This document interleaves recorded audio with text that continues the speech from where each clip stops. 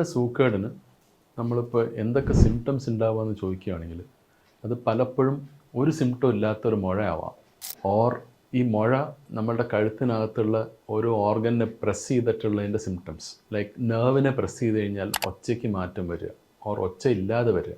അന്നനാളത്തിനെയോ നമ്മളുടെ ശ്വാസക്കുഴലിനെ പ്രസ് ചെയ്ത് കഴിഞ്ഞാൽ ശ്വാസം മുട്ട്, ശ്വാസതടസ്സം, അതുപോലെ ഭക്ഷണം മെഴുകുമ്പോൾ ഒരു തടസ്സം. ഇതൊക്കെ സിമ്പിളായിട്ടുള്ള സിംറ്റംസ് കയറി വരാം.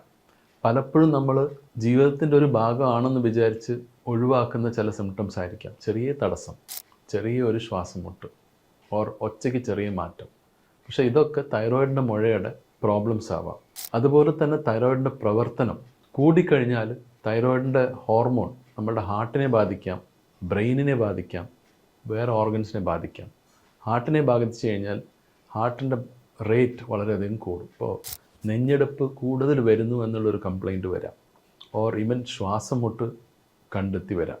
അതിൻ്റെ സിംറ്റംസ് കുറഞ്ഞു കഴിഞ്ഞാൽ, അത് തൈറോയിഡിൻ്റെ ലെവൽ കുറഞ്ഞാലും ഒരു പ്രോബ്ലമാണ്, ഹൈപ്പോ തൈറോയിഡിസം എന്ന് പറഞ്ഞൊരു പ്രോബ്ലം.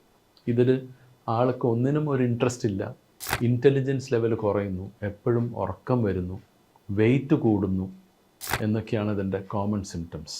തൈറോയിഡിൻ്റെ അംശം കൂടിക്കഴിഞ്ഞാൽ വെയിറ്റ് കുറയും. അതുപോലെ തന്നെ ദേഷ്യം, ഒരു കാരണമില്ലാതെ പേടി വരുന്നു, ദേഷ്യം വരുന്നു. ഇങ്ങനത്തെയൊക്കെ സിംറ്റംസ് തൈറോയിഡിൻ്റെ പ്രവർത്തനം കൂടുന്നതിൻ്റെയും കൂടി ആവാം.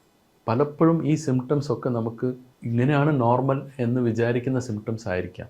പക്ഷേ ഇങ്ങനെ ചെറിയ സിംറ്റംസ് കണ്ടെത്തിക്കഴിഞ്ഞാൽ ഡോക്ടറെ കാണിക്കുന്നത് നല്ലതാണ്. നേരത്തെ കാണിച്ചു കഴിഞ്ഞാൽ ഈ സൂക്കേടിനെ നമുക്ക് നേരത്തെ ട്രീറ്റ് ചെയ്യാൻ പറ്റും.